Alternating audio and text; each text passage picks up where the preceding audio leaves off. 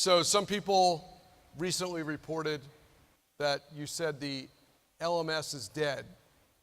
And I think you probably meant that it's time for the LMS to evolve, that we need to move to the next level. So do you think we're moving in the right direction? Well, first of all, I do want to say one thing. You guys showed me this new system 2 weeks ago, and I think this may be the most significant thing you have ever done in the company. I really do. I think it's very big. And I'm being completely honest about that. and here's my experience with this. We've been in this business about the same amount of time. The learning management systems business is about management.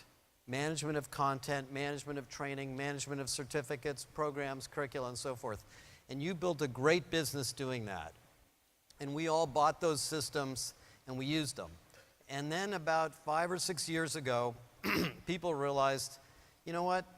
It's not about the management of learning, it's about the experience of learning.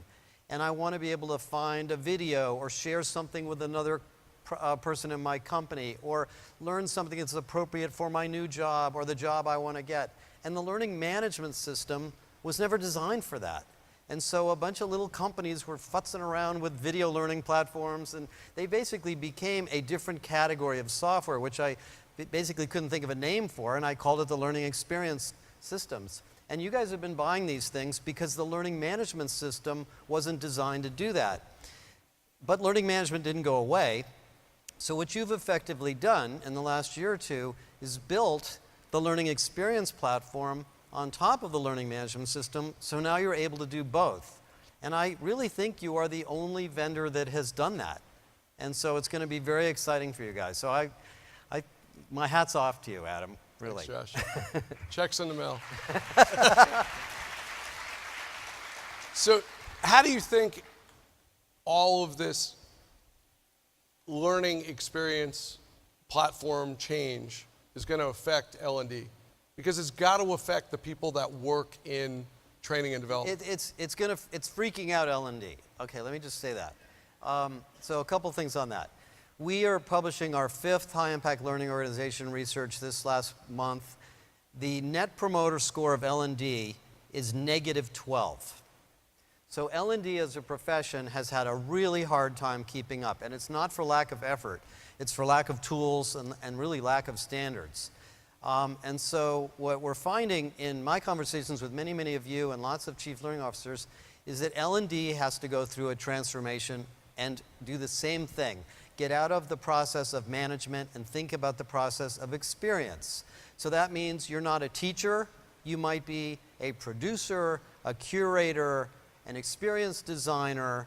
I mean, you have to think about the learning experience in the flow of work now, and that's not where a lot of L&D professionals started. What is it like for a new employee in a bank, for example, to need to find information immediately?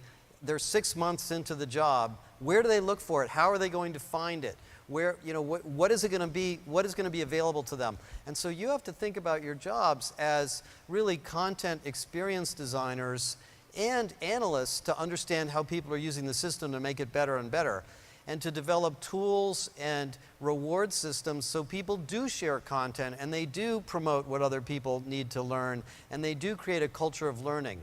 So I think it's actually a huge opportunity for L&D to rise up and take on a whole new role in the organization. So if you were to advise a mid-career L&D professional, which is what many people in this room do today, what would it be? What should they do next? What should they do right now? Get out of the classroom, get out of the corporate university, and go look at what it is like to work in your company and see what the problems are people are experiencing day by day, and see how they're learning how to do their jobs better. And get in the middle of that flow and look at all of the little things you can do to improve that experience. So it's coaching, it's time for learning, it's rewards for learning, it's obviously the system, it's sharing of learning, it's many, many other things. And I think your natural skills in the L&D profession will absolutely become important as you go and do that.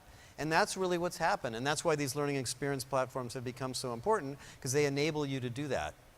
So what else is missing? So now we have learning management and learning experience.